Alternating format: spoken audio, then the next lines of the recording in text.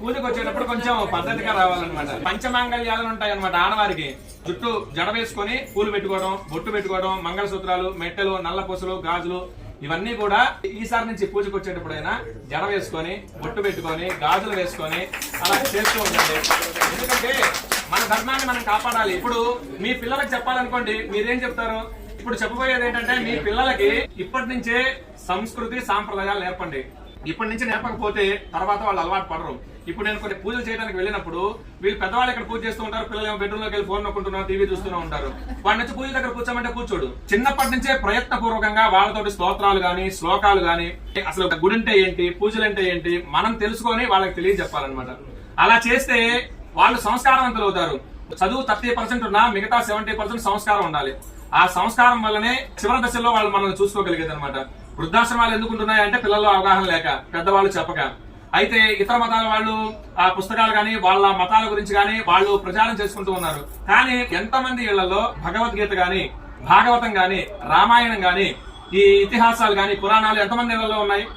ఒక పుస్తకాలు ఎంతమంది రోజు కనీసం ఒక్క శ్లోకం చదువుతున్నారా? వెరీ గుడ్ అండి. తర్వాత భగవద్గీతకి సంబంధించి ఒక శ్లోకమైనా మీరు చదువుతున్నారా? పిల్లలకి నేర్పిస్తున్నారా? లేదు. కాకపోతే ఈ సీరియల్స్, సినిమాలు వస్తూ ఉంటాయి, ఎంటర్టైన్మెంట్ ఉండొచ్చు జీవితంలో. కానీ జీవితం మొత్తం ఎంటర్టైన్మెంట్ కాకూడదు. మనకి 84 లక్షల జీవరాశులు ఉన్నాయి. వాటిల్లో విచక్షణ కలిగింది, బుద్ధి కలిగింది ఒక మనుషులకు మాత్రమే. మనకి జ్ఞానం ఉంది, బుద్ధి ఉంది. మనం హిందూ ధర్మంలో పుట్టినందుకు ఖచ్చితంగా మన హిందూ ధర్మాన్ని పాటిస్తూ ఒకళ్ళ మతం మారకుండా కాపాడే విధంగా మనం ఉండాలన్నమాట. ఇప్పుడు ఎడారి మతం వాడు వచ్చేసి నా మతంలో ఇది ఉంది అని చెప్పినప్పుడు మనం కూడా చెప్పగలగాలిగా. శివుడు ఎంత శక్తివంతుడు, రాముడు ఎంత శక్తివంతుడు, విష్ణుమూర్తి ఎంత శక్తివంతుడు, వీళ్ళు ఎంతమందితో యుద్ధం చేశారు, ఏమేం చేశారని మనకు తెలియాలి ముందు, వాళ్ళకి చెప్పాలి అంటే. లేదు అంటే వాడు చెప్పేది నిజం అనుకుంటాం. కాబట్టి మనం నేర్చుకోవడం, కొంత సమయం భక్తికి, పూజలకి కేటాయించండి. అలాగనే ధర్మం తెలుసుకోవడానికి, ఆచరించడానికి కొంత సమయం కేటాయించండి. అలాగనే మీ పిల్లలకి కూడా చెప్పండి. పిల్లలకి ఇప్పటి నుంచే మొదలు పెడితేనే వినగలుగుతారు. నాకు తెలిసి మీ పిల్లలందరూ చిన్నపిల్లలు అయి ఉంటారు. మీరు కలిసి కుర్చీలో కూర్చున్న కింద కూర్చున్న 10-12 సంవత్సరాలు వాళ్ళు ఉంటారు. కాబట్టి ఇప్పటి నుంచే మొదలు పెట్టండి. ఇప్పటి నుంచి మొదలు పెడితే కనీసం రోజుకు ఒక శ్లోకం, లేదు అంటే మన ధర్మం ఇది, బొట్టెందుకు పెట్టుకోవాలి.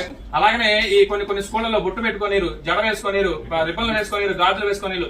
ఇప్పటి నుంచి ఇట్లా మొదలైతే ఇక పెద్ద అయిన తర్వాత అసలు వాళ్ళు మన మాట వినరన్నమాట.